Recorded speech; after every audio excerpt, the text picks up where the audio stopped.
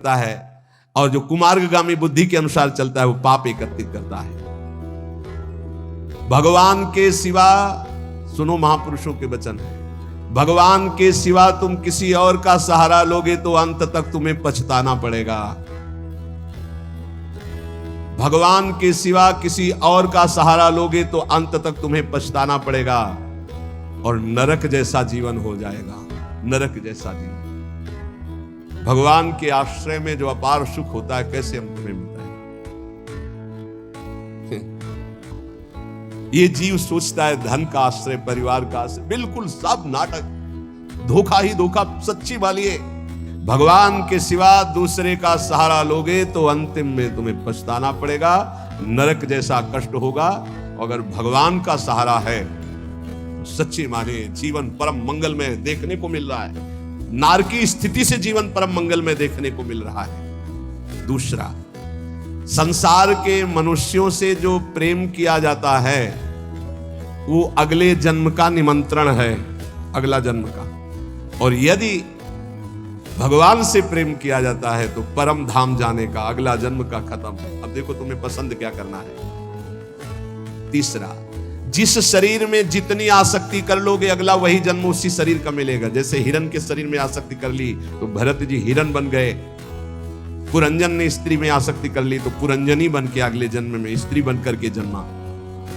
इसलिए जिस शरीर से अधिक प्रेम कर, जो मकान से ज्यादा प्यार करता है वो छिपकली बनकर मकान में रहता है। जो जिससे अधिक प्यार, वो ऐसे योनि को प्राप्त, तुम योनि प्राप्त करने के लिए नहीं आए, भगवान को प्राप्त करने के लिए मानव देह प्राप्त किया। नाम जप करो, सच्चाई से नाम जप करो, तुम्हें खुद दिखाई देगा जो लिखा है। कोई किसी से प्यार नहीं करता, सिर्फ नाटक, सिर्फ नाटक प्यार का चल रहा, कोई प्यार।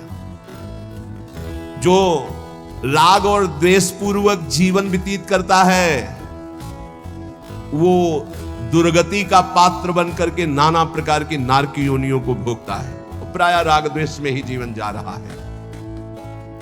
ये 18 दोष भोगने ही पड़ते हैं जो भगवान का भजन नहीं करता है।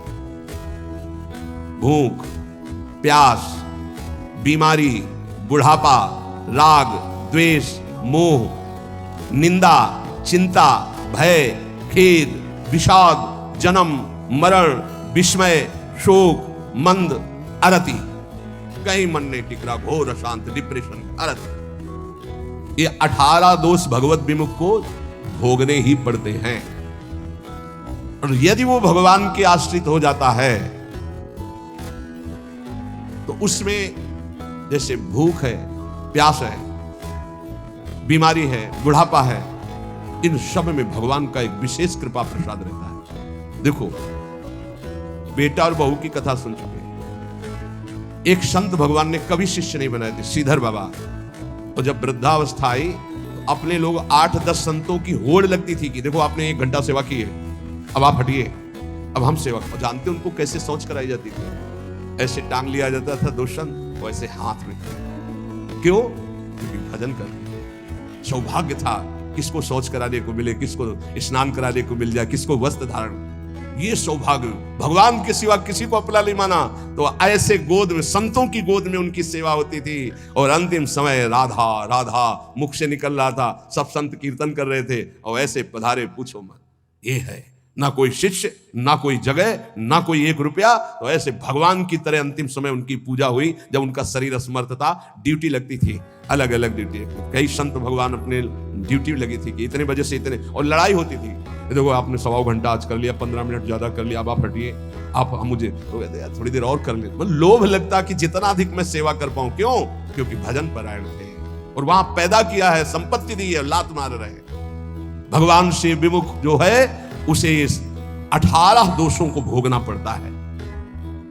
जो भगवान के कृपा पात्र होते हैं उन्हें संत संग मिलता है।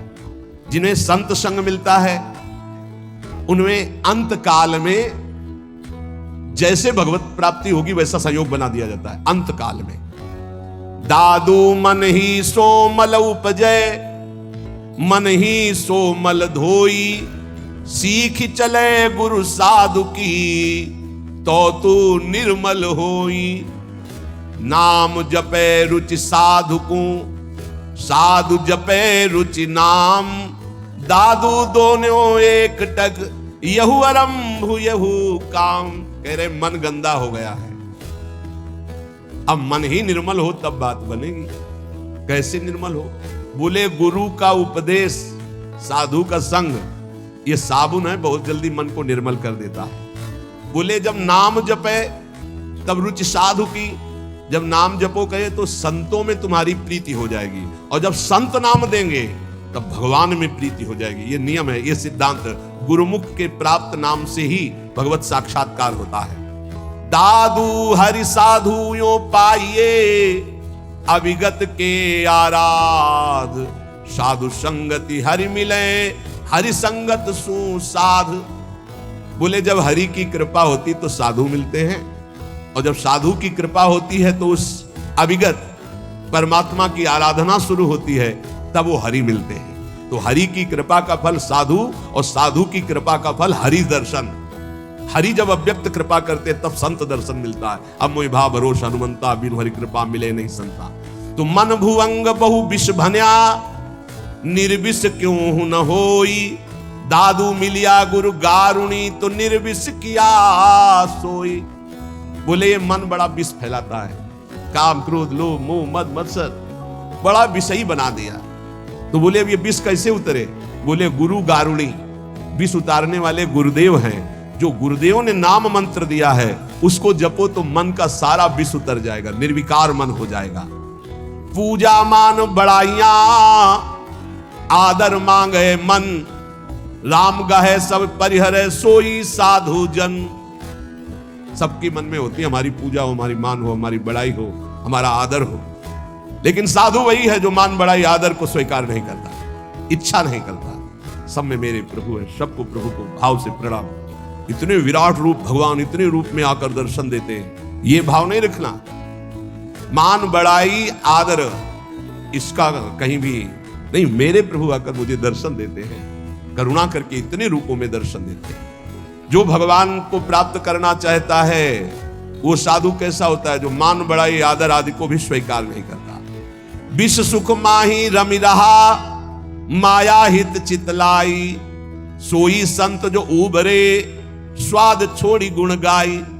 संसार के विषय भोगों में रम रहे जीवों का उद्धार कौन कर सकता है? बोले संत। बोले कौन संत? जो बोले केवल भगवान के गुण गा रहा, उसके बदले में कुछ नहीं चाहता है। अगर कुछ चाह है, रुपया पैसा भोग सामग्री स्वाद मान बड़ाई प्रतिष्ठा, तो उसकी वाणी का प्रभाव नहीं पड़ेगा। विषयों में फंसे हुए, माया में फंसे हुए जीवों का उद्धार किससे होता है? बोले संत से। बोले किन संत से? बोले सोई संत जन उबरिया, जो स्वाद छोड़ी गुण गाई। स्वार्थ स्वाद इनको छोड़कर कोई भी चाह नहीं, केवल स्वांता सुखाए तुलसी रघुनाथ गाथा। बोले ऐसे संतों की वाणी से माया में फंसे हुए लोगों का उद्धार होता है। साधु मिले तब उपजे, हृदय हरि को ध्यान, दादू संगति साधु की, अभिगत पुरवै आन। बहुत शीघ्र परमात्मा प्राप्ति होती है ऐसे संत महात्मा के संग से। उनके बताए हुए ध्यान नाम गुण कीर्तन से बहुत जल्दी भगवत साक्षात्कार होता है। प्रेम कथा हरि की कहें, करें भगत ल्यो लाई, पीवे पिबावे राम रस, सो जन मिलवो आई। बोले बड़े संतों की पहचान क्या होती है? बोले जिनके पास बैठने से केवल भगवत चर्चा ही हो, हमारे आचरण सुधरे, हरि नाम में प्रीति हो, हरि चरणों में प्रीति हो, भक्ति का हृदय में प्रादुर्भाव हो, वो स्वयं भगवत रस पिए हुए हैं और वही भगवत रस हमें पिला सकते हैं। साहब सो सन्मुख रहे, सत्संगति में आई, दादू साधु सब कहे, सो निर्फल क्यों जाई। बोले साहब के सन्मुखता बनी रहेगी यदि संत संग रहेगा। साहब हरि, हरि के सन्मुख हो जाओगे, और सन्मुख होए जीव मोहि जबहि, जन्म कोटि अगनासौ तबहि। करोड़ों जन्मों के पाप उस जीव के नष्ट हो जाते हैं जो भगवान श्री हरि की सन्मुखता प्राप्त कर लेता है। वो सन्मुखता साधु संग से प्राप्त होती है। साधु संग कभी निष्फल नहीं हो सकता। अमोघश्च निर्वैरी सब जीव सो संत जना सोई, दादू एक आत्मा बैरी नाही कोई। संत वही किसी भी संप्रदाय की मेड़ में नहीं,